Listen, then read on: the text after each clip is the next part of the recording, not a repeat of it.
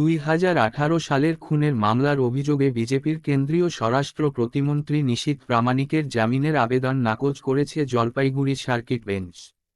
খুনের মামলায় অভিযুক্ত নিশীথ প্রামাণিককে গ্রেপ্তারের দাবিতে শুক্রবার দিনহাটা থানা ঘেরাও করে বিক্ষোভ দেখিয়েছে তৃণমূল কংগ্রেস।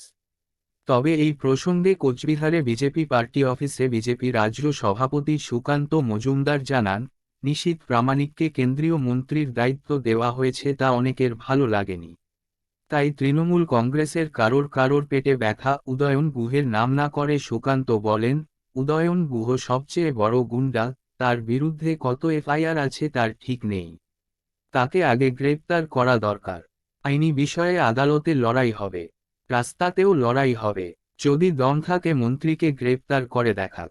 তবে এ ব্যাপারে উত্তরবঙ্গ উন্নয়ন মন্ত্রী উদয়ন গুহ বলেন, নিশীথ প্রামাণিককে কেন গ্রেপ্তার করা যাবে না?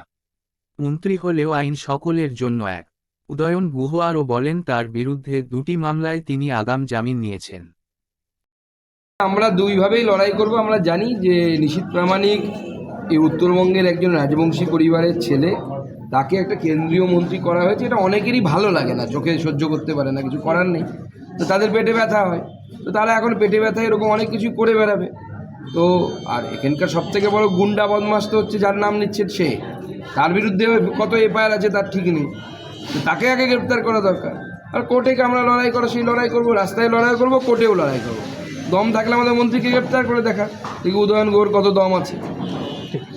কেন দম থাকতে হবে? নিশীথ প্রামাণিককে গ্রেপ্তার, উদয়ন গুহকে আগে গ্রেপ্তার করে দেখাক, তারপরে দম থাকলে নিশীথ প্রামাণিক। কেন মানে উদয়ন গুহকে গ্রেপ্তার করা যাবে, নিশীথ প্রামাণিককে গ্রেপ্তার করতে দম লাগবে? কি উনি কি আইনের ঊর্ধ্বে? আর উদয়ন গুহর বিরুদ্ধে কোনো মামলা মানে যা আছে, 2টো মামলা পেন্ডিং আছে কোর্টে, 2টো মামলাতেই আগাম হাইকোর্টের থেকে আগাম জামিন নেওয়া আছে। তারপরে অ্যারেস্ট করার জায়গাটা কোথায় আছে?